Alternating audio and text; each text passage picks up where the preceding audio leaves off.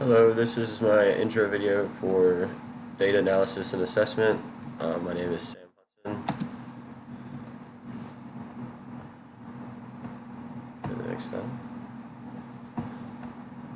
Okay, so I'm a math teacher.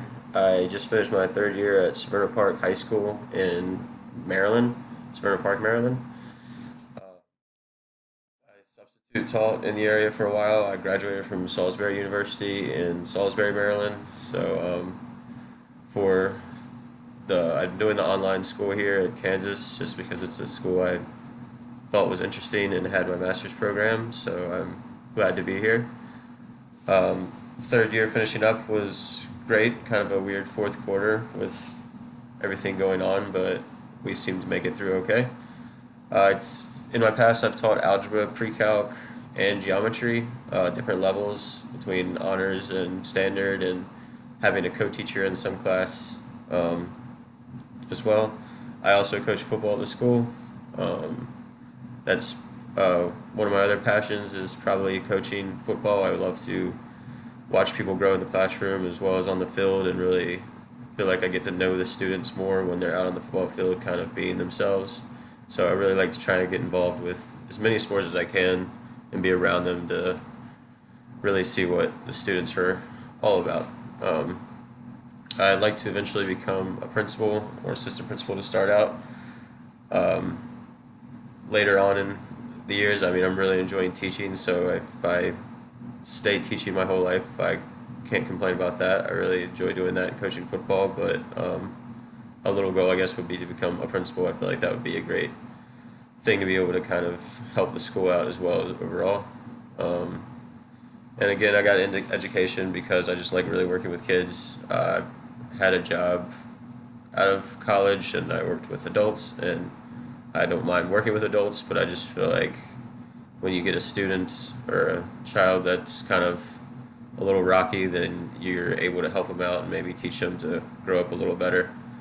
I feel like with an adult, sometimes it's a little too late for them, but I keep trying. So for the data in our school, we have a bunch of different types. We have SLOs, which are we keep up with. We give them a pre-test, and then we teach a lesson, and then take a post-test, and we take down the grades and compare them, and try to give a percentage of how many kids learn from our methods and how many did not. We usually do two of those a year, so that helps us with just a little teaching method for a unit. Performance Matters, that's an online resource we use that students can take online tests, and then afterwards it automatically grades it and it breaks down which questions it was, and you can really, the county kind of gives us a few of those with telling us which question goes with which unit that they're learning. But you can also make your own tests and really utilize that to collect good data, which is something I would like to do more. Maybe learn how to collect better data. Um, we have the HSAs for algebra, just for math wise. It's just the overall county tests just to see how they're doing, if they're learning the subject. Um, we have observations, formal and informal.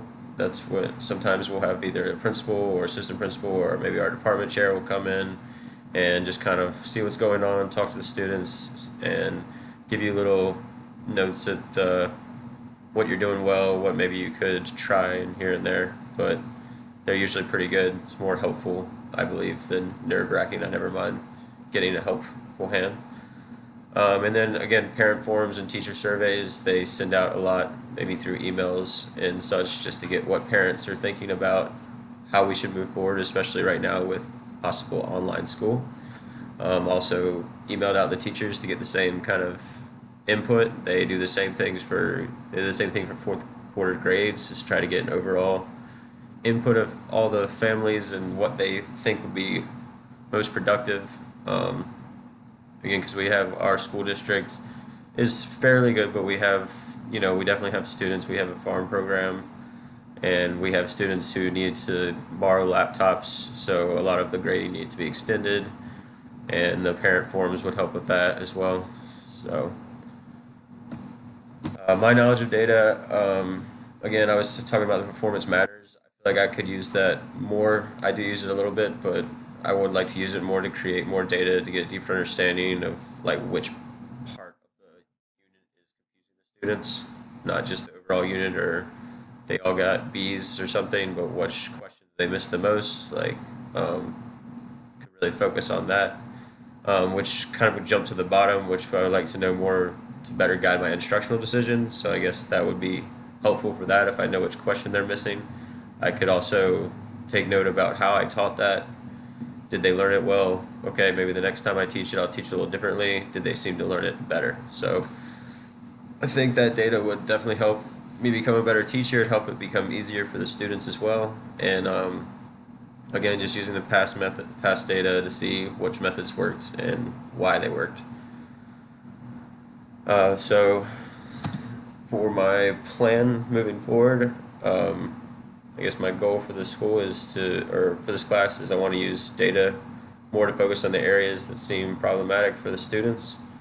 Um, which another thing I'd like to be hopeful with, it's kind of hard to do when you're following a strict curriculum. I know our curriculum, they give us this many days to teach this part, this many days to teach this unit, this many days to teach this one.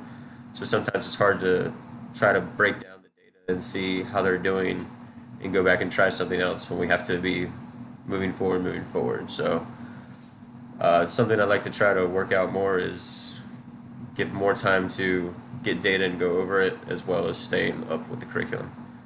I want to use data with my instructional approach to see which methods seem to work better than others. So again, that's more for me. I want to write down how did I teach that and what was their overall grades, which parts did they struggle with to see if what I'm teaching is better, because I've learned quickly that sometimes my favorite method isn't everybody else's. So that's kind of the data in our school that I know of, the data that I use. Can't wait to learn more. And thank you.